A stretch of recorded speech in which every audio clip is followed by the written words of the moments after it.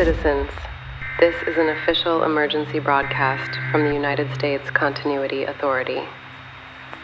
On Friday evening, an RFS convoy conducted an attack near the Eastern Demilitarized Zone against USCA security forces, operating alongside a United Nations Peacekeeper contingent.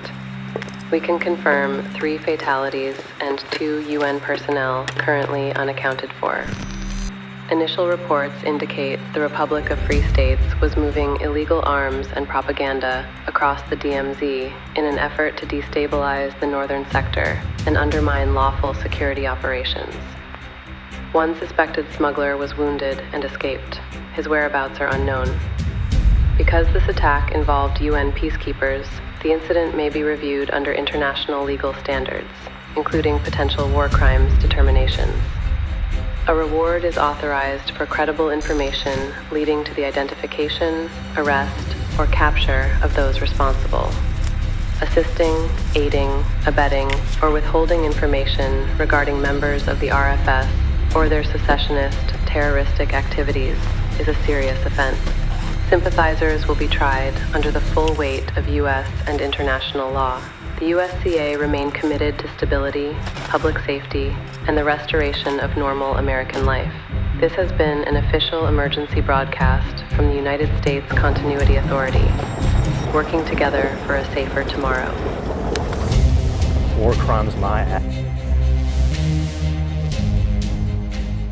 In 2025, we published a creative film short depicting soldiers in United Nations attire roughly transporting a wounded man only to get shellacked by a team of designated marksmen in an attempt to rescue that wounded man. Now, you guys absolutely loved it. We loved making it, but within a few weeks, a news article was published by the Southern Poverty Law Center about us and that video, calling us anti-Semitic, accelerationist, extremist militiamen. Combo insult, right? Now, while the comment section of both our video and that article were overwhelmingly supportive of our creative choices, inevitably there were a few people who got a little bit outraged and made sure we knew about it in the comment section with stuff like, "That's a war crime and that's against the Geneva Convention." But was it? But is it? You sure about that? You sure about that? You sure about that? You see, that highlighted to me that there is a misunderstanding about what the UN, and more specifically UN peacekeepers, are and what they're mandated to do and what they are not allowed to do. And that led me down the rabbit hole to shine a light on the good, the bad, and the ugly side of UN peacekeepers so that we as Americans concerned about global influence and authority have a better grasp of the nebulous enemy that we view the UN as being. Now, this video is for everyone who, at their core, distrusts global authorities like the UN but can't actually articulate why. First of all, you're not alone, right? I'm right there with you. I'd say most Americans like us, when we see a blue helmet, we think incompetent, useless, new world order, all those things. But why do we think that? Why is that our knee-jerk reaction? Is it based on reality or fantasy? You see, distrust is not a substitute for understanding. If the UN is truly a force for stability, we should be able to articulate why. And if they are a threat to free people, we should be able to articulate why also. And we should be able to give proof and bring receipts. And that's exactly what we're doing today in this video. We're bringing all the receipts. Now, why should you, the average American, care about this when inflation is absolutely wrecking your bank account and you're just living the blur, trying to make everyone in your life happy and give everyone the time that they ask for? Your wife, your kids, your boss, and maybe if you're lucky, you have a little bit of time to yourself. Well, honestly, compared to that, this is not that important. Honestly. But throughout history, we've seen how global agendas often trickle down into our daily lives over the course of decades usually. So for that reason, I will say that this video is valuable, but not necessarily important. It is valuable to understand global influences like the UN. You know, one of our greatest presidents, George Washington, who I believe is one of only like 6 truly great American presidents, once said that foreign influence is one of the most baneful foes of a Republican government. But he also believed that judgment has to be impartial or it becomes a weapon itself. So today we are going to dive into the truth about UN peacekeepers and what they've been responsible for, both good and bad and horrific, throughout the world. Now, this video is not necessarily about hating on the UN. It's about being able to defend our republic with clear eyes. Because if a global institution can place armed men under a single flag and move them around the world, then you don't get to have a serious opinion on it unless you understand what it is, what it's actually supposed to do, and what it's actually done in the real world. So today we're going to separate the mythology from the reality of what UN peacekeepers are authorized to do, where they have actually saved lives, and where they have failed catastrophically. And as a bonus, we're going to talk about where they have actually produced real, true abuse in the world. And yes, we are going to talk about war crimes. And as a final disclaimer, I need to warn you that we are going to talk about some very, very dark and twisted content. My research took me down a very awful rabbit hole, one that you could even call as evil, and it was not what I expected I was going to find when I set off on this little adventure. This episode is going to be very disgusting. It's going to get under your skin, and if you are a parent, we do not recommend letting your kids watch this episode before you've watched it yourself, because the stuff we're going to talk about is, to say the least, sick and twisted, and some may even say demonic. But I will say that by the end of this video, you are going to be ashamed of how much you hated the UN your whole life, because that hatred was not enough, but not for the reasons you may think. Guys, this episode is brought to you by 1st Phorm. 1st Phorm, in case you haven't ever heard of them, makes some of the best top-of-the-line supplements in the world, and it's something that we personally use as a team here at DC. Whether you're trying to burn fat or build muscle, they've got something for pretty much everybody. We use a ton of their products, especially like their protein shake stuff, and it is absolutely delicious and phenomenal. And right now they are running a deal where if you buy any of their supplements, you get a free pack of beef sticks, which are absolutely delicious as well. It's 18 grams of protein too. It's actually delicious. This is probably going to be my lunch. So if your focus this year is fitness and getting healthier and maintaining a proper diet, I would absolutely recommend hitting up their supplements. There is a link in the description that will hook you up with that free beef stick pack if you load up on some of their supplements. So check it out. And inevitably, guys, anytime we wear this stuff, you guys ask in the comment section, what is it? This is the Wraith from Wetworks. It is kind of like a micro ghillie that already has just scrim built into it. You can tie more stuff on, which we've demonstrated in a lot of different videos. Comes in plenty of different colorways to match your biome. Has a nice huge hood that's big enough to throw over a helmet, which is really nice.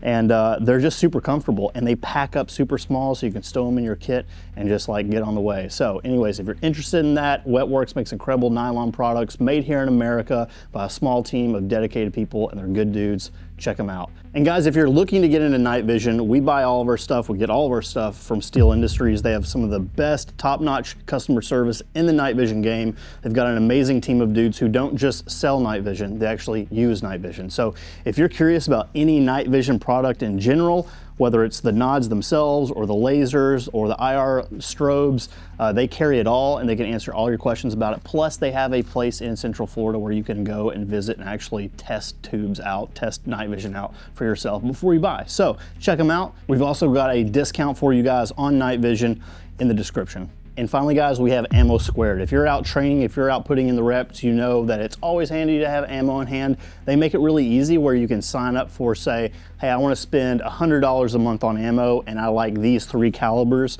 Well, they'll just automatically ship it to you every single month. And so it's actually pretty handy. They're considered America's ammo reserve. And the last time that an ammo crunch hit where those prices spiked, they were one of the few companies that didn't raise the rates on their current customers. So be sure to hit those guys up. They're good, solid Americans doing a very good service for us. And yeah, ammo squared. Check them out. Links to all these companies are in the description. We want to thank you for being fans and for being loyal followers and watching all of our content. It really makes it so that we can do this full time, and we really appreciate it. With that, let's get back to the show. Now, before we get into the dirty details, we have to explain what UN Peacekeepers actually are and how they're formed and deployed. So that will give context to what they've been responsible for, both good and bad, over the past 50 years. The United Nations is the world's biggest international organization for keeping wars from spreading and coordinating global problems. It was created at the end of World War II in 1945 when the Allies and dozens of other nations got together and signed the UN Charter, which was meant to replace the failure of the League of Nations and give countries a way to settle disputes without sliding into another world war. Now, UN Peacekeepers are the most visible muscle of the organization. They are the boots on the ground, the blue helmets, the blue vests, the blue insignias. They are sent by the United Nations on peacekeeping missions around the world, usually with a mission in one of 4 categories. The first one being monitoring. They monitor ceasefires, border disputes, demobilization sites. The second one is called DDR, or disarmament, demobilization, and reintegration. The third one is law enforcement, so they enforce the rule of law. They act as police in the aid and security sector reform. And finally, humanitarian aid access. Keep in mind, that's access to the aid. They don't actually bring or provide the aid. They just secure the access to the goods and the resources. They are not supposed to be a standing army. They are only supposed to support host nations with permission in times of crisis. And it's supposed to be limited, temporary, and ideally the peacekeepers should be neutral. But if they're not a standing army, where do the troops come from? Understanding this is critical to the rest of the story. You see, when a crisis happens, the UN decides whether or not to create a mission. The UN Security Council, which is made up of the US, the UK, Russia, France, and China, votes on a resolution to create a mission and spells out its mandate, what the mission is allowed and required to do. The mission can be as narrow as observe and report, or as broad as protect civilians and support elections and assist in police reform. It can be anything. The mandate is kind of like a job contract. Here's the task list. Here are the legal authorities that you have to work within, and this is what success looks like. Then the UN Secretariat, which is the department that runs the peacekeepers, builds a plan for how many troops are needed, what types of troops are needed, infantry, engineers, medical, aviation, logistics, police units, stuff like that, and then where they'll be based and how the mission will be organized. Now from there they go into what is called force generation. This is where the troops come from. The UN requests troops from countries that are members of the UN, right? So countries offer those troops based on what and who they can afford to be without. Internally, each nation's military chooses those individuals that they will send, and this is really where it starts to get bad, because no nation is going to offer up their best and brightest to an outside organization like the UN. They're going to send the people that they can afford to be without. They're going to send the troops that they would actually be happy to get rid of. You don't get the cream of the crop, you get the bottom of the barrel, usually. Not all the time, but usually. More on that later. Every military has killers. They have high standard professionals, right? But also every military has absolute dirtbags that their own units cannot stand. May I bring my typewriter, sir? Guess which category a lot of governments are happy to export? That's right, it's not the good ones. Now, down on the personal level, this is how people become a UN peacekeeper. They join the military or police force because many of the contributing countries don't even have a legitimate standing army. They just have a national police force. And your country announces and opens UN rotations and then selects you, right? By the way, the requirements for this vary by country. Then you complete a pre-deployment training and screening. Once again, requirements for this vary by country. I mean, this is not like SF selection. This is low standard Neanderthal level training and screening. This makes like the ASVAB look like the bar exam, okay? It's not high standard stuff. And then finally, after all of that, you deploy under the UN flag as a part of your country's contingent. And then there is the training. The UN sets baseline training standards and materials through the core pre-deployment training materials, or the CPTM, which is intended to create a shared understanding of the rules, principles, and conduct standards so that all these troops from all these different places and countries and militaries all have the same collective understanding of what they're doing and what the rules of conduct are. But here's another problem. Who does the training? Most of it is actually done by the contributing country, not the UN, so there's no oversight of it. So once again, this training varies by country. Now these variables, they're going to stack up in such a way that really shows just how flawed the UN peacekeeping system is. You're taking troops from radically different backgrounds, skill levels, cultures, discipline, and moral standards and trying to run them like a cohesive professional force? Well, no wonder things are going to get bad. I think you're beginning to see how the wheels are falling off before way before the rubber even meets the road. Then once the troops are deployed, they are organized by country. Each country's contribution is separated at the unit level, but mixed at the leadership level. In other words, an infantry battalion or a formed police unit will be all of one country, not a mix. This is called a national contingent. But each national contingent is placed under multinational leadership. So each country has command of their troops, but UN has operational control. Once again, major red flags across the board. Essentially, the UN is leading, but the troops aren't accountable to the UN. They're accountable to their country's command. Now, you can imagine why this would be terrible for coordination. But what's worse is that when there are disciplinary issues, the troops are disciplined by their own country's command and their standards, which may have very different standards of conduct than what you'd expect. For example, Irish troops probably have a much higher standard for behavior and conduct than troops from the Congo or Bangladesh.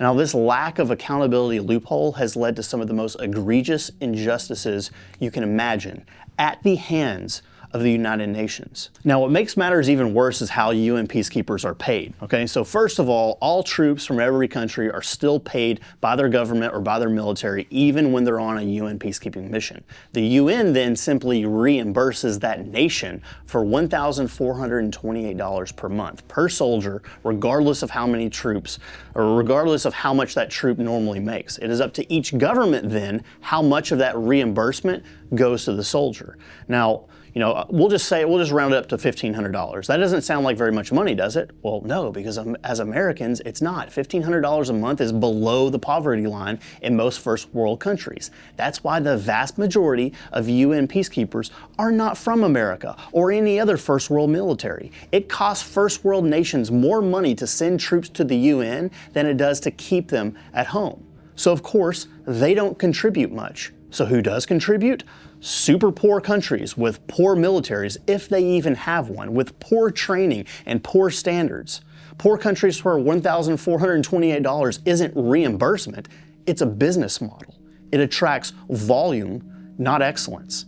Now, for example, not trying to pick on them, but countries like Bangladesh, who only pay their troops about $100 a month, they're still getting $1,500 a month reimbursement per soldier every month from the UN. So that government either pockets the cash or in some cases does pass some of that money on to the soldier. Now, one of the biggest critiques that I've heard from dozens of people that I've spoken with that have had actual interactions with UN peacekeepers is that the vast majority of them are lazy at best. They're low standard individuals who do nothing noteworthy and just kind of coast and get a fatter paycheck than normal. Now, I will say that is not always the case. I've heard many people speak extremely highly of Irish UN peacekeepers. I've even spoken to one of our good friends, Kyle Lamb, who has a pretty bad taste in his mouth for UN peacekeepers in general, but did have a couple of instances where he saw UN peacekeepers from third world nations put their lives on the line to protect him and his boys when they were in Somalia during Operation Gothic Serpent or Black Hawk Down.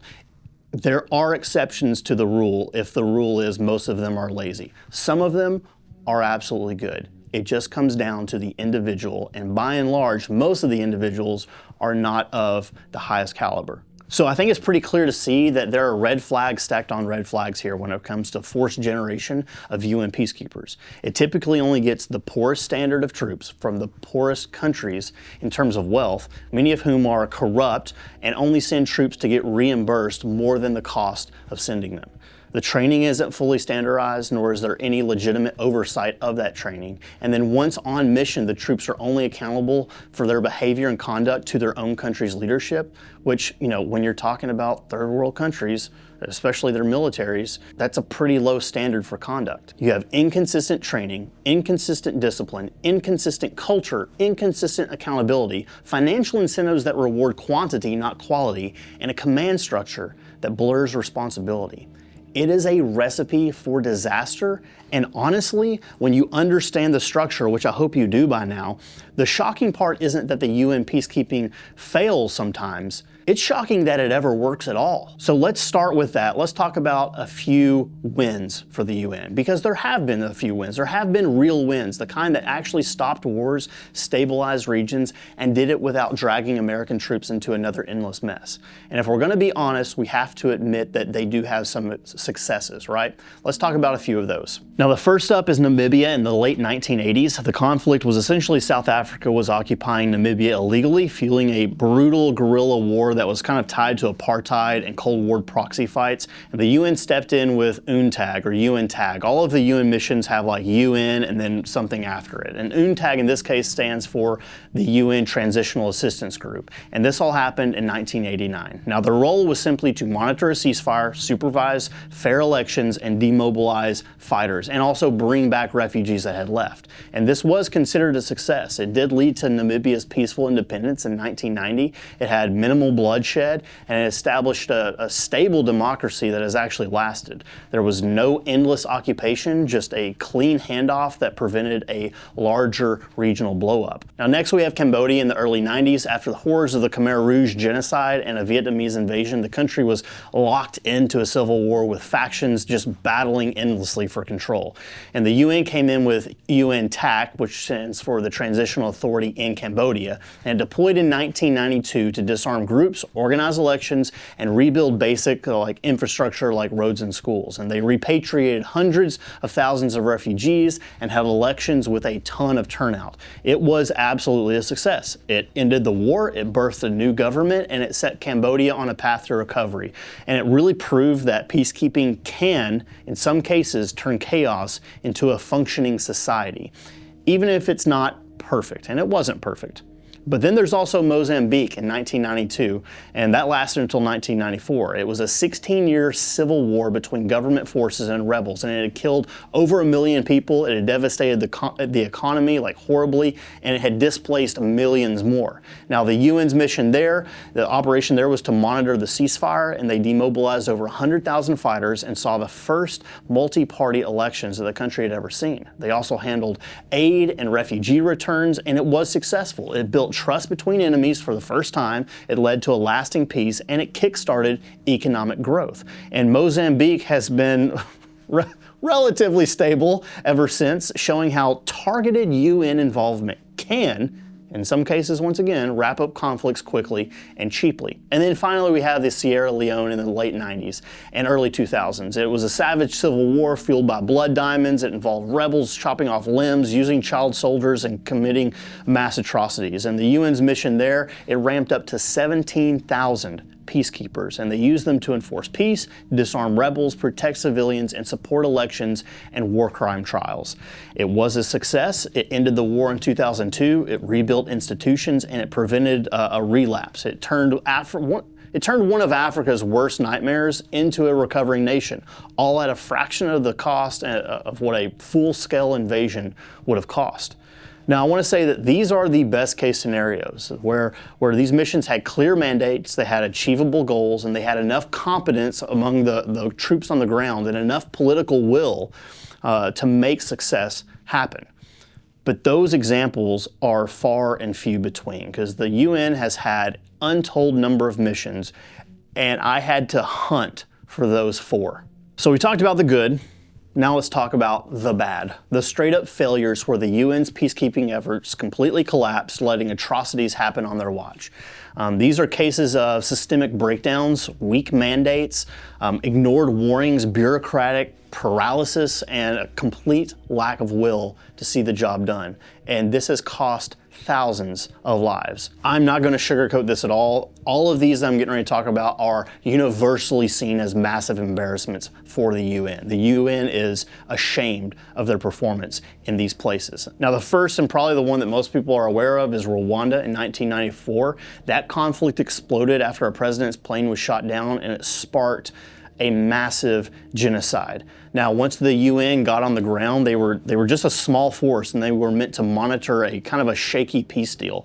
But despite urgent warnings from the mission commander about planned mass killings, including stockpiled weapons and hit lists, the UN headquarters decided to ignore calls for more troops and even reduced the number of peacekeepers that were in the area.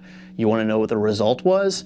Nearly 1 million people slaughtered in 100 days. one of the fastest genocides in the history of mankind. And the UN actually admitted that it was a catastrophic failure due to political hesitation and poor response.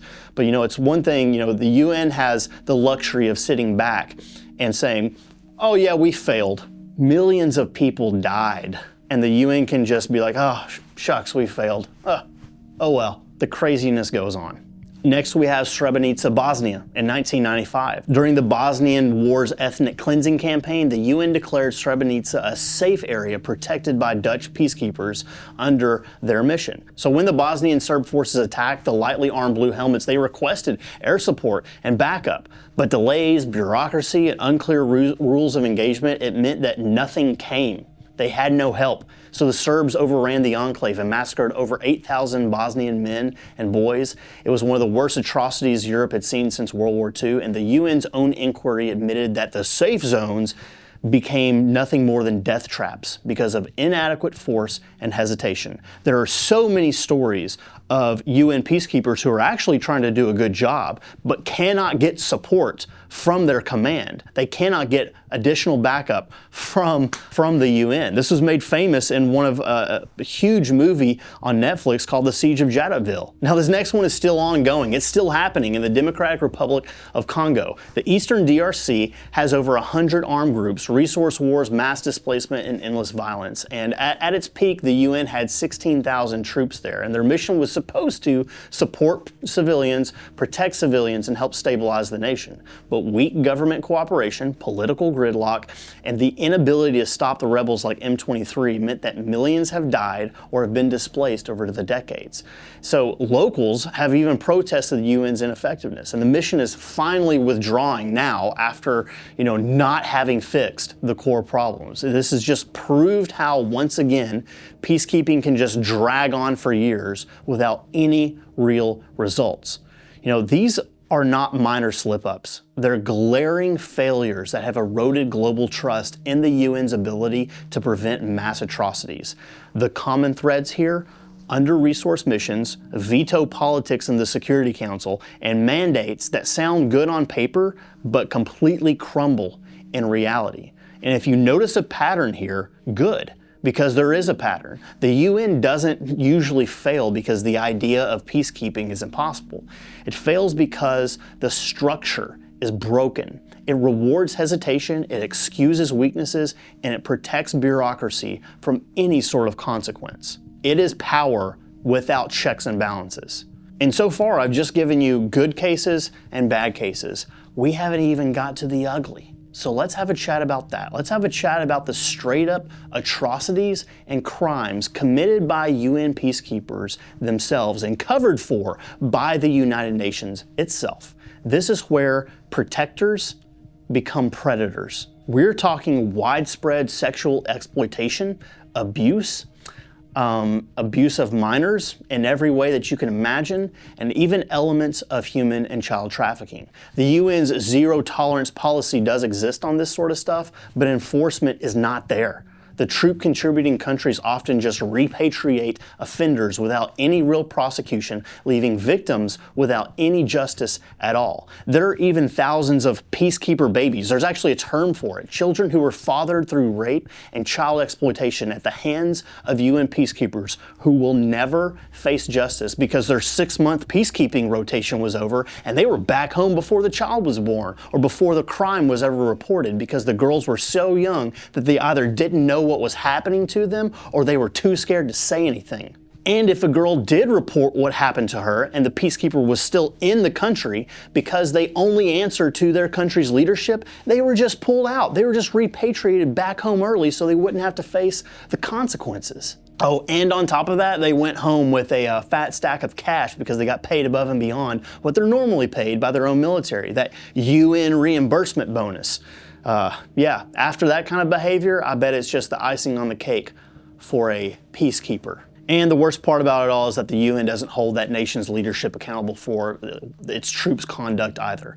And while examples of this are literally in the thousands, and you can look them up, the UN even admits to this on their website. And I'm going to give you a couple of the ugliest cases. What I'm getting ready to say is why this video will be suppressed, demonetized, not pushed out to anybody by YouTube, but we're not gonna bleep out the words, we're not gonna silence it. If you think this is important, you need to take it upon yourself to share this and like and all the things. Share it, get the information out with the people that you love, that you trust, that need to know this information. Let's start with the UN's mission in the Central African Republic. Since 2014, peacekeepers have faced hundreds of allegations of raping women and girls, even running entire exploitation networks and trading food and money, resources that people need for sex with children. Okay? In one horrific wave between 2015 and 2016, troops from multiple countries, multiple national contingents got together and they were collectively gang raping girls as young as 12 to 14 years old. And even in recent years, we still see high numbers, dozens of substantiated cases involving children, with victims often silenced by fear, stigma, and simply lack of resources. You know, when you're poor and you live in a poor country and you're in the middle of a huge crisis, who cares when something bad happens to you? You have no power, you have no pool, you have no resources, you're just a number. And that's how they're treated. And the UN does nothing about it. What's worse is, they really can't. The entire structure is flawed from the beginning. The entire forced generation system gives birth to this possibility in the first place. The UN cannot exist without this dynamic being a possibility. Then there's what UN Peacekeepers did during their mission in Haiti from 2004 to 2017. It was an absolute nightmare. Peacekeepers fathered hundreds of children through exploitative relationships, mostly with underage girls, trading sex for basic resources like food. There were outright rape claims, and peacekeeper babies after the fact were abandoned and they faced stigma and hardship their whole lives, with the UN completely slow on paternity and support claims. One investigation actually found girls as young as 11 years old impregnated by UN peacekeepers and left alone. And while some peacekeepers were exploiting children and running trafficking rings, others were out starting a cholera outbreak which killed thousands. Seriously, in 2010, the UN sent Nepalese peacekeepers to Haiti right after the big earthquake, even though Nepal had a cholera outbreak raging at home. They didn't check or treat these troops coming from Nepal for any sort of diseases. There was no screening. At their camp, the Nepalese UN contingent dumped raw sewage straight into a stream that fed into Haiti's main river, which tons of people use for drinking and washing. Haiti hadn't seen a cholera outbreak in over 100 years, and within days, people downstream were getting sick, and it exploded into a massive outbreak that killed about 10,000 people and sickened over 800,000 people. And teams of scientists came in and proved that the cholera did come from that UN camp, because the Haitian cholera strain matched 1-for-1 the Nepal cholera strain. It came from those low-standard, third-world troops that the UN was happy to take and throw at Haiti like a Band-Aid. And because of that, tens of thousands died. Even a cheap fix like better toilets and disease screening could have stopped it. But once again, the UN is weak, inefficient, ineffective, and 9 times out of 10 just make everything worse.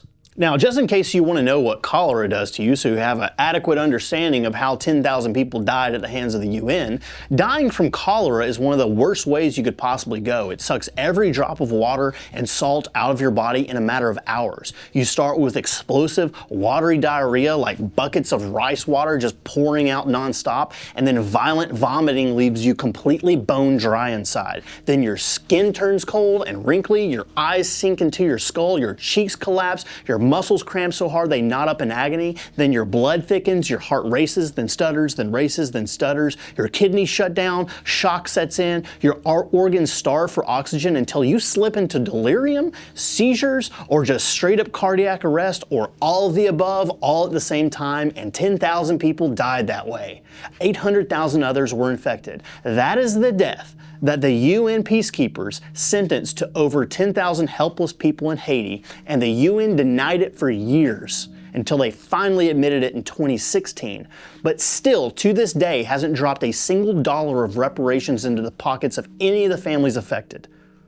But those peacekeepers in the country they came from, they sure got paid, and they're living their lives like normal.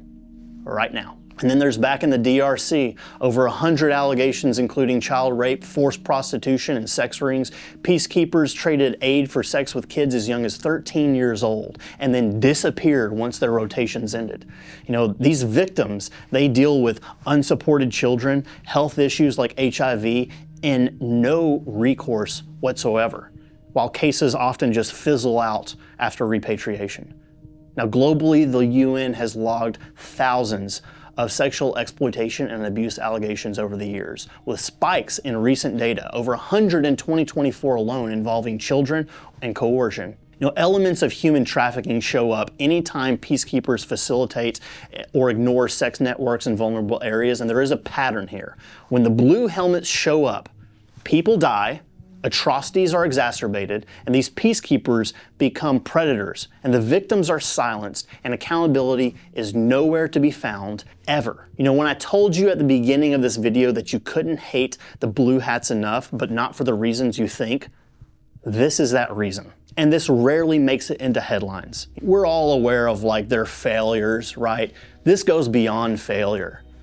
This is a force for evil in the world, in my personal opinion, mainly just because of its structure and what it allows to happen. You know, there is the quote that, you know, the only thing necessary for evil to triumph is for good men to do nothing. Well, the UN is doing nothing about it. You know, there may be a few cases where a couple people are actually prosecuted for their crimes against children by the UN, but it's so far and few between it doesn't even matter. Now, let me make up a hypothetical situation so you can kind of like grasp the gravity of how little the UN does in these cases, because inevitably someone will be like, well, the UN actually prosecuted, you know, 12 people. It's like, okay, but that's a drop in the bucket. Here's a great example. I grew up in a small town, right? A couple thousand people. And I just imagine like our whole town gets wiped out. Like a couple thousand people get murdered, right?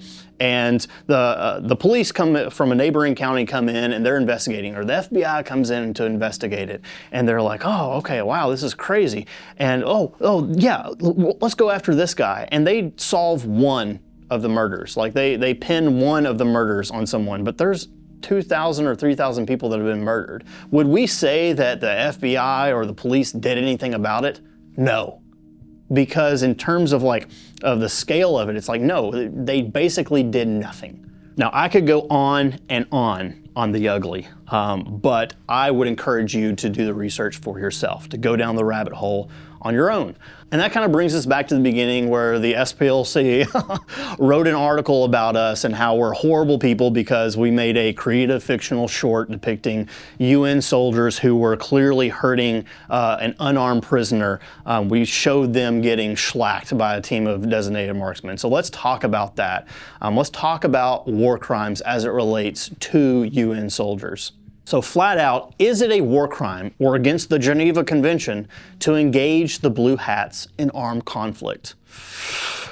It depends. UN peacekeepers are generally considered non-combatants, so they're afforded the same rights as civilians. If a civilian is targeted in a war zone, that is a war crime. Now, under international law, like the Geneva Convention or the ICRC guidelines, the UN peacekeepers are supposed to be off limits, just like civilians, unless they're actively joining the fight, like shooting or taking hostages, which is exactly what was depicted in our cinematic short. And yes, there is a whole story that we have developed about, you know, that little story. Like that was just a snippet of a larger story. We do plan to turn that into something larger, perhaps a TV show, perhaps, you know, a movie. Maybe we'll post it here on YouTube. Maybe it'll go on Amazon Prime. Who knows?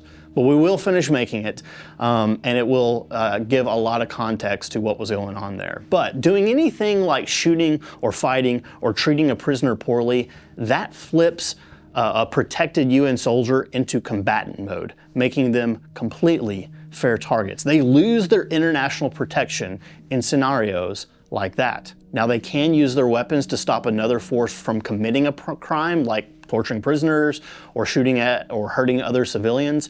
But if they join in an ongoing fight, fighting back against them is legitimate self-defense in a war zone. And war law is all about context, but the general rule is that UN peacekeepers should be a neutral force, protecting civilians. The moment they cross the line and start supporting one side or another with force, shooting or helping capture people or abusing detainees, then they lose their protected status, and in that moment, they become lawful targets under the laws of armed conflict. But one thing I will remind you is that whoever wins makes all the rules. Whoever wins shapes the story of what actually happened. But the moment their neutrality is compromised, so are all the legal protections that normally come along with it. The other lingering question that we got a lot of comments about was, how realistic is it that the UN would ever deploy peacekeeping troops on U.S. soil? And I'll just say it's very unlikely. However, it's not completely impossible.